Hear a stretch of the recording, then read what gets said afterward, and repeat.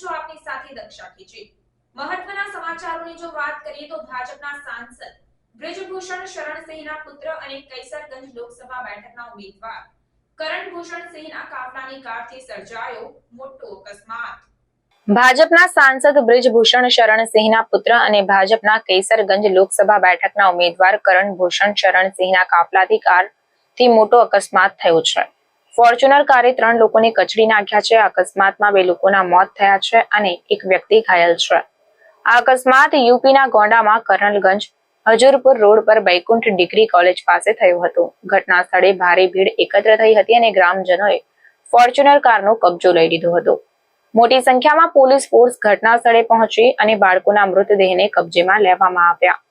Police સૂત્રોના જણાવ્યા અનુસાર કરણભૂષણના કાફલાની કાર સાથે અકસ્માત થયો હતો। તે સમયે કરણ કાફલામાં હાજર હતો કે નહીં તેની તપાસ કરવામાં આવી રહી છે।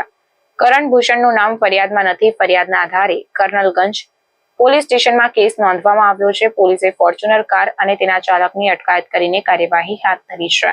પોલીસ સ્થળ પર હાજર છે અને કાયદો અને વ્યવસ્થાની સ્થિતિ हाल सामान्य है। आज दिनांक 29/5/2024 को समय लगभग 9 बजे थाना कर्नलगंज को सूचना मिली कि हुजूरपुर रोड पर क्रॉसिंग के पास एक फॉर्च्यूनर और मोटरसाइकिल में एक्सीडेंट हो गया है।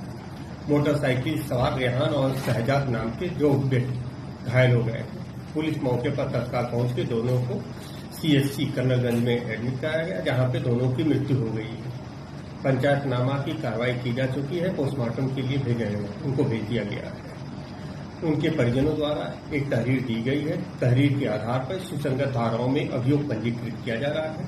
फॉर्च्यूनर को अपने कब्जे में ले लिया गया है। फॉर्च्यूनर का ड्राइवर भी हिरासत में ले लिया गया है। मौके पर शांति व्यवस्था बनी हुई है। लॉ एंड ऑर्डर की कोई समस्या नहीं है और अन्य विधिक कार्रवाई की जा रही है। अन्य खबरों के लिए चैनल को सब्सक्राइब कीजिए। खबरों का नोटिफिकेशन पाने के लिए बेल आइकॉन को जरूर दबाएं।